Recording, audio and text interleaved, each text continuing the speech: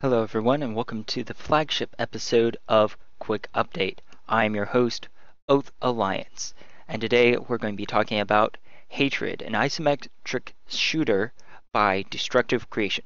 Now, what is an isometric shooter? An isometric shooter is different from a side-scrolling or first-person shooter. It is actually more of a top-down view, although slanted, so it's not straight top down. Instead, you actually get a side view, which works quite well with 3D engines, which is what Hatred is based off of. Hatred looks very much like a murder simulator. The entire point of the game is to ultimately shoot civilians and kill them, and that is basically what the game is about, as you can see from the trailer right there in the screen. Now, Hatred was announced a little over 2 months ago, and it garnered a fair bit of controversy around it, which generally happens with violent video games. This one a bit more than others because of its incredible amount of violence, as you can see. And on the 15th of December, it was released on Steam Greenlight. Now, after several hours on Steam Greenlight, it was removed for supposedly violating the terms of service, and a statement was given by Doug Lombardi to Polygon saying, based on what we've seen on Greenlight, we would not publish Hatred on Steam. As such, we'll be taking it down. So it was removed, and that was after several hours. And at that point, it had garnered over 13,000 yes votes and actually had made it 7th place on Steam Greenlight, beating out several thousand competitors for that position. After several days, it was reinstated with a message sent to the, I believe, the lead programmer or the owner of Destructive Creators, and saying, "Hi Jaroslaw. Yesterday I heard that we were taking Hatred down from Greenlight. Since I wasn't up to speed, I asked around internally to find out why we had done that. It turns out that it wasn't a good decision, and we'll be putting Hatred back up. My apologies to you and your team.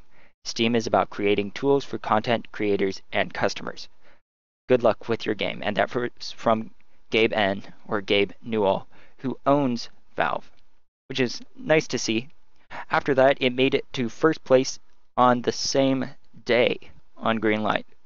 And finally, approximately on the 29th, it was finally greenlit with an 86% approval rating and over 100,000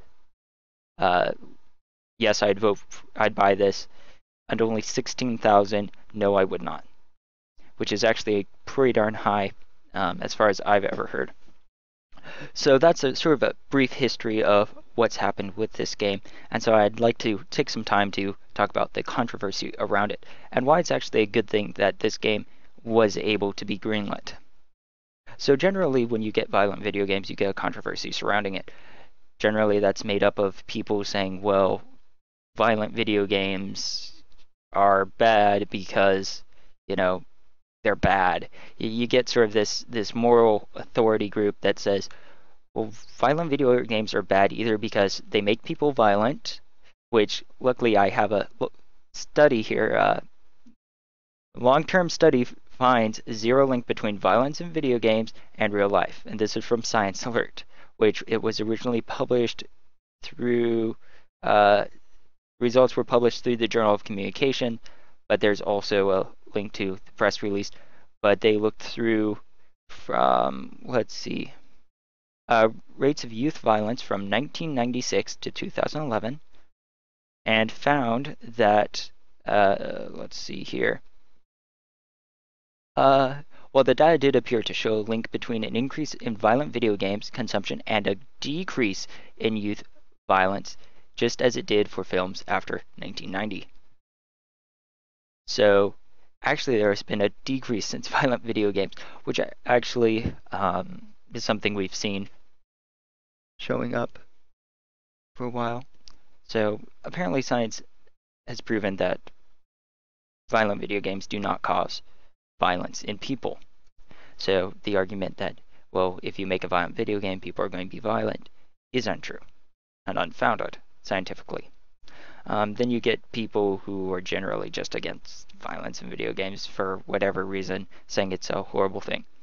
Which everyone's allowed to have their own opinion, but attempting to get a game removed from something like Steam Greenlight, which is there for people to decide what products they want on Steam and then trying to get removed, is something I find not alright, because that is a form of attempting to censor it.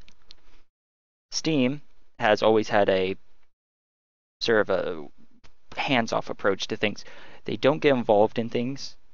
Pretty much whatever gets on Steam, they don't curate.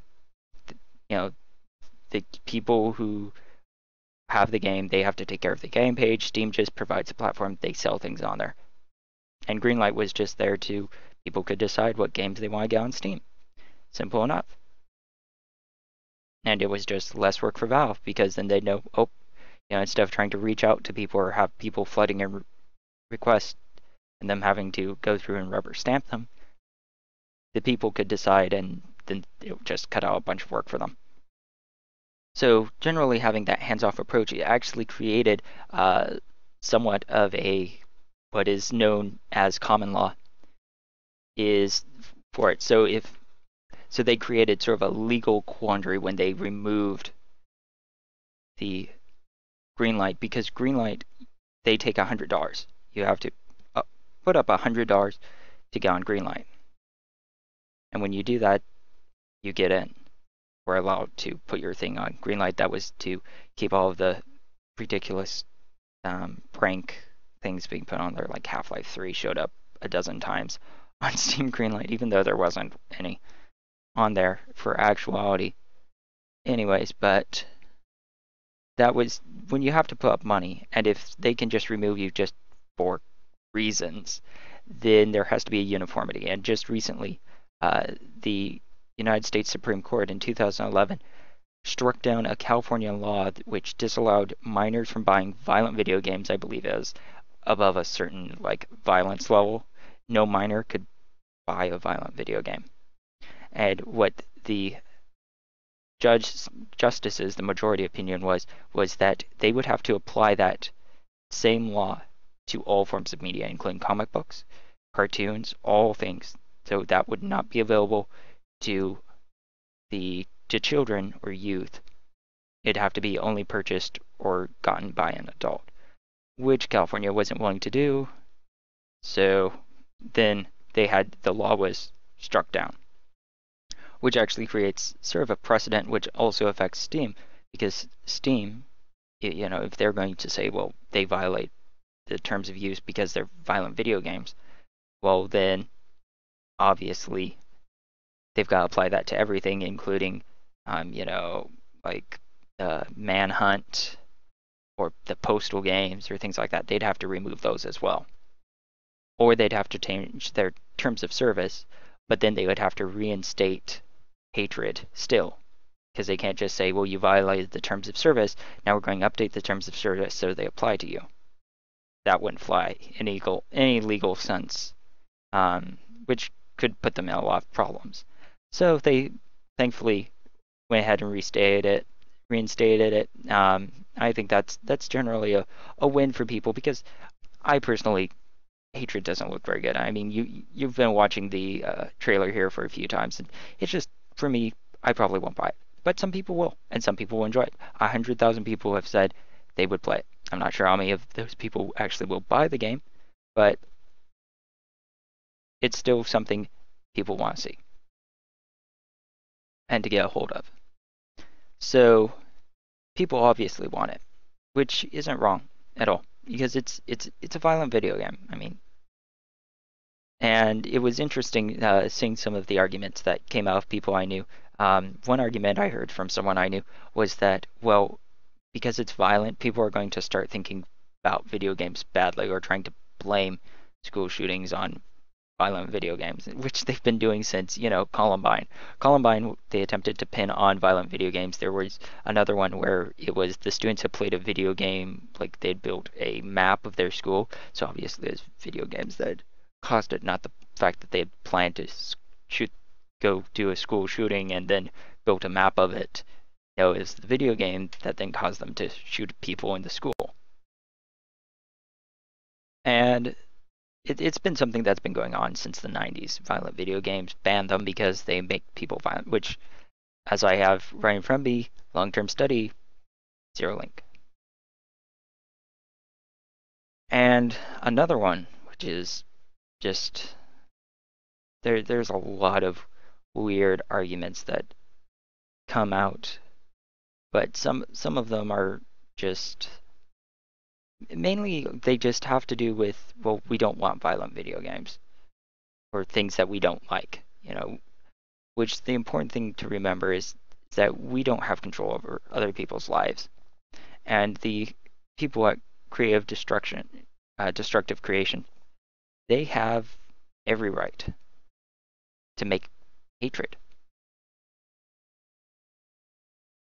That's really their right, and I support them in that. I mean, I may not buy the game, but the game doesn't have any content that's any less acceptable. I mean, if we made Call of Duty about shooting civilians or shooting police officers, which both you do actually in hatred, then would it be acceptable? If the only thing you have to change is who you're fighting, which makes it absolutely acceptable for the amount of violence in it, then it's a moot point. Because ultimately, people understand there's a valley, this line between fantasy and reality, and as long as that's there, people can figure out, games violent, shouldn't really do that in real life, and there should be no controversy beyond that. Everything else is opinion, which has no basis. I mean, if you don't like the game because you think it looks bad or you just don't like the violence in it, well, don't buy the game. There's no effect it will have on society and negative at large. And so as long as it doesn't, kill people or blow up things or start riots, I mean, sports have caused more riots than video games, I can assure you of that.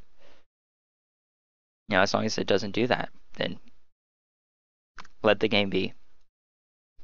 And that's the important thing. Anyways, but Hatred has been greenlit. It will be coming Q2 2015. See it then. I will have Destructive Creations link down below to their Greenlight and to their homepage, as well as I will have the article I quoted here, so all of you can go ahead and view that. Anyways, let me know what you think of all of this in the comments below. Rate this video as always to let me know your opinion on what I'm saying. And also feel free to subscribe so you can get all of the special little alerts that I put out. This is going to be an approximately bi-weekly show, so catch it then. Anyways, until next time, just want all of you to go ahead and stay strong. Game on, and you have a great day.